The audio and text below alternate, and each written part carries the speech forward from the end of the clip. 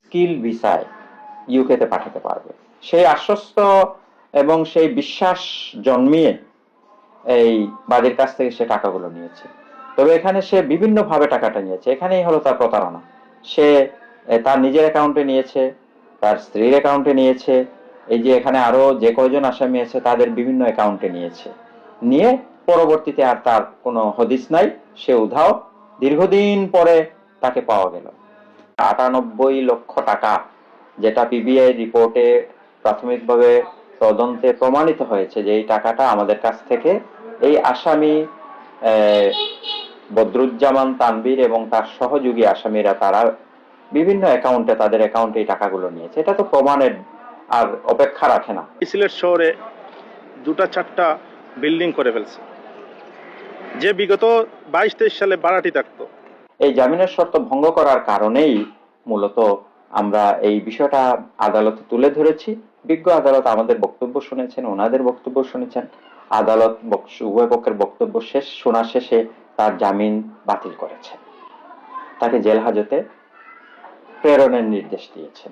হয়রানিমূলক মামলা করে আমাকে অনেক কিছু করে যাচ্ছে এবং হুমকি দামকি আননোন নাম্বার থেকে আসতেছে, করতেছে। মৌলভীবাজার তার বিরুদ্ধে একটা মামলা করেছে, আবার ঢাকাতে তার বিরুদ্ধে একটা মামলা দিয়েছে। সকল মামলাই কিন্তু ভুল, মিথ্যা, একেবারেই মিথ্যা। সে তো এই মামলায় এই পিবিআই তদন্ত শেষে একটা প্রতিবেদন দাখিল করেছে। দাখিল করার পরে সে বিগত 24/6/2026 তারিখে বিজ্ঞ আদালতে সে এবং তার স্ত্রী মৌরিন তাসফিয়া, ওনারা দুজন বিজ্ঞ আদালতে হাজির হয়েছিলেন, হাজির হয়ে জামিন চেয়েছিলেন এবং ওনারা বলেও ছিলেন যে আমরা এটা বাদীর সাথে আপোষ করে নেব। আদালত দয়া করে তাদেরকে একটা সুযোগ দিয়েছিলেন যে এই সকল মামলায়, এই প্রতারণা এবং টাকা আত্মসাতের মামলায় আদালত একটা সুযোগ দিয়েছিলেন তাদেরকে যে যদি তারা বাদীর সাথে একটা নেগোসিয়েশন করে ফেলে, আপোষ করে ফেলে, তাহলে এটা উভয় পক্ষের জন্যই ভালো হবে। সেই সুযোগটা তারা কাজে লাগাতে পারেন, তারা সেই সুযোগটা মোটেও কাজে লাগায়নি। এটা বলতে হবে, আদালত তাদেরকে এই শর্তে, আপোষের শর্তে আদালত তাদেরকে আজকের যে তারিখ, সেটা একটা ধার্য তারিখ, এই তারিখ পর্যন্ত জামিন দিয়েছিল এবং আজকে তারা হাজির হয়েছে। আমরা যেহেতু বাদীপক্ষ, আমাদের কাছে ওনারা আসেন নাই, কোনো আপোষের কথাবার্তা হয়নি, আপোষ করার কথাও বলেন নাই, কোনো কিছু বলেন না। আমরা জাস্ট বিজ্ঞ আদালতকে এই বিষয়টা অবহিত করেছি যে মাননীয় আদালত, আপনি তো জামিন দিয়েছিলেন আপোষের শর্তে, যাতে তারা আমাদের সাথে একটা আপোষ সফা করে ফেলে, এই মামলার এই যে বিরোধী বিষয়টা মিটমাট করে ফেলে। তারা তো আপোষ করা দূরের কথা, তারা আমাদের সাথে যোগাযোগও করে নাই যে মামলাটা আসেন আমরা বসে একটু মীমাংসা করে ফেলি। তো এটা সুস্পষ্টভাবে জামিনের শর্তের একটা লঙ্ঘন, যে আপোষের শর্তে জামিন দিলাম অথচ আপোষ করলো না। এই জামিনের শর্ত ভঙ্গ করার কারণেই মূলত আমরা এই বিষয়টা আদালতে তুলে ধরেছি। বিজ্ঞ আদালত আমাদের বক্তব্য শুনেছেন, ওনাদের বক্তব্য শুনেছেন।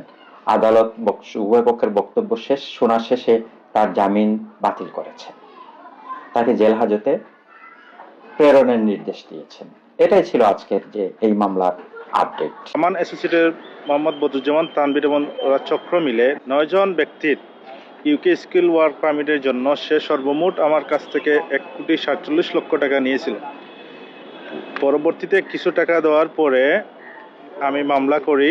মামলা করার পর পিবিআই তদন্ত মাধ্যমে 98,23,308 টাকা প্রমাণিত হয়। সে আমাকে অনেক হয়রানি করার জন্য মৌলভীবাজার, সে হচ্ছে কাজীটুলা এসএস মার্কেট, এখানে আমান অ্যাসোসিয়েট অবস্থিত। আমার সাথে বিজনেসে ব্যবসা করার পরে সে মৌলভীবাজার শ্রীমঙ্গল ওর শ্বশুর বাড়ি, সেখানে গিয়ে হয়রানিমূলক মামলা করে আমাকে অনেক কিছু করে যাচ্ছে এবং হুমকি দামকি আননোন নাম্বার থেকে আসতেছে, করতেছে। মৌলভীবাজার একটা মামলা করছে ভিত্তিহীন, এবং আজকে যেটা হওয়ার পরে আমি বিভিন্নভাবে হুমকি পাচ্ছি যে আমার ফ্যামিলিগত থেকে আরও অনেকের উপরে মিথ্যা বা মামলা এগুলা বানোয়াট করে হয়রানি করবো আমি মামলাটা তুলে নেওয়ার জন্য। কিন্তু আমি এখানে আমার অনেক ক্লায়েন্টের টাকা পয়সা, এটা আমার টাকা না। তো আমি সমাধান যতক্ষণ পর্যন্ত পাবো না, এই মামলা কোনো সময় প্রত্যাহার আমি করবো না ইনশাল্লাহ, আমি যতক্ষণ বেঁচে আছি। এই বদরুজ্জামান তানভীরের বিরুদ্ধে 2025 সাল থেকে এনআই অ্যাক্টর মামলা ওর উপরে 6টা মামলা এখন পর্যন্ত চলমান। সে টাকা দিতে পারে নাই বলেই সে আমাকে চেক দিয়েছিল। এই চেকগুলো ডিজনার হয়ে মামলা এখন সাক্ষীর পর্যায়ে আছে। এই প্রেক্ষিতে 26 সালে মার্চে গিয়ে সে মৌলভীবাজারে একটা মামলা করছে। এটা কতটুকু গ্রহণযোগ্য? প্রতারক। ওর তো মূল বাড়ি হচ্ছে এনআইডি কার্ড বা মূল স্থায়ী হচ্ছে হবিগঞ্জ উকিলপাড়া বা এই বদরুজ্জামান তানবীরের, কিন্তু সেখানে সে শাহপরান পরিচয়, শাহপরান খাদিমনগর, জামান 15 নম্বর জামান কটেজ, 3 নম্বর রোড, শুকতারা রিসোর্টের পাশেই। ওনার বাবার নাম নুরুজ্জামান, ওনার ভাই আরেকটা এই অফিসেই ছিল। বর্তমানে যতটুকু আমরা জানতে পারছি সে ইউকেতে চলে গেছে। নাম তুইন, মাহমুদুল হাসান তুইন। এইভাবে এইরকম একটা চক্র ছিল, সে তো চলে গেছে। আর একটা আমরা একটা সময় কথাও বলছিলাম, সে এই সিলেট শহরে 2-4টা বিল্ডিং করে ফেলছে। যে বিগত 22-23 সালে ভাড়াটি থাকতো 10,000 টাকায়, ওনার ওয়াইফ মৌরিন তাসফিয়ার মুখ থেকে আমরা যেটা শুনছি, আমরা পুলিশ পাড়িতে সুবানীঘাট বসে এই কথাগুলা জানার পরে ওরা কিভাবে আজকে 2-3 বছরে এই সিলেট শহরে 4টা-2টা বাসা করে ফেলে। মামলার বাদী আমাকে বলেছে তাকে বিভিন্ন জায়গা থেকে মামলা দেওয়া হয়েছে। যেমন সে আমাকে বলেছে মৌলভীবাজার তার বিরুদ্ধে একটা মামলা করেছে, আবার ঢাকাতে তার বিরুদ্ধে একটা মামলা দিয়েছে। সকল মামলাই কিন্তু ভুল, মিথ্যা, একেবারেই মিথ্যা। যে ঘটনার তারিখ এবং সময় দেখানো হয়েছে, আসলে সেই ঘটনার তারিখ এবং সময়ে তারা কেউই ঘটনাস্থলে ছিল না। যাই হোক, একটা মামলা দিয়েছে সে, এটা আদালতে বিচার হবে, এটা তদন্ত রিপোর্ট যাবে, বিচার হবে।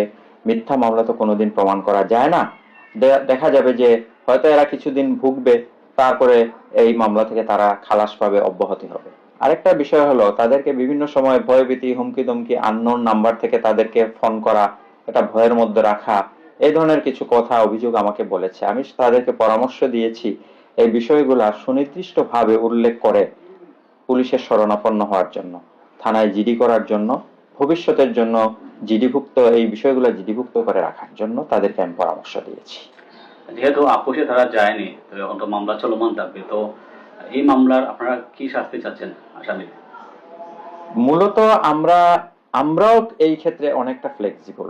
আমরা তো মূলত মামলাটা করেছি, আমাদের যে টাকাটা 98 লক্ষ টাকা, যেটা পিবিআই রিপোর্টে প্রাথমিকভাবে তদন্তে প্রমাণিত হয়েছে যে এই টাকাটা আমাদের কাছ থেকে এই আসামি বদরুজ্জামান তানবীর এবং তার সহযোগী আসামিরা তারা বিভিন্ন অ্যাকাউন্টে, তাদের অ্যাকাউন্টে এই টাকাগুলো নিয়েছে। এটা তো প্রমাণের আর অপেক্ষা রাখে না। যেহেতু টাকাটা ট্রান্সফার হয়েছে অ্যাকাউন্টে, মৌখিকভাবে কোনো বা ক্যাশ ইন হ্যান্ড কোনো টাকা আমার বাদী এটা ট্রান্সফার করেনি, ব্যাংকের মাধ্যমে ব্যাংক চ্যানেলে টাকাটা গিয়েছে, এটা তো অলরেডি প্রুভড। আমাদের উদ্দেশ্য ছিল যে আমরা এই টাকাটা কিন্তু বিভিন্ন লোকজনের টাকা, এই বিভিন্ন লোকজনের কাছ থেকে এই বাদী এনেছে, বিভিন্ন লোকজনকে বিদেশে পাঠানোর জন্য ওই লোকগুলো বাদীর নিকট টাকা দিয়েছে, বাদী সেই টাকা তানবীরকে দিয়েছে। তানবীর বাদীকে আশ্বস্ত করেছে যে সে এদেরকে স্কিল ভিসায় ইউকেতে পাঠাতে পারবে। সেই আশ্বস্ত এবং সেই বিশ্বাস জন্মিয়ে এই বাদীর কাছ থেকে সে টাকাগুলো নিয়েছে। তবে এখানে সে বিভিন্ন ভাবে টাকাটা নিয়েছে, এখানেই হলো তার প্রতারণা। সে তার নিজের অ্যাকাউন্টে নিয়েছে, তার স্ত্রীর অ্যাকাউন্টে নিয়েছে, এই যে এখানে আরো যে কয়জন আসামি আছে তাদের বিভিন্ন অ্যাকাউন্টে নিয়েছে, নিয়ে পরবর্তীতে আর তার কোনো হদিস নাই, সে উধাও। দীর্ঘদিন পরে তাকে পাওয়া গেল।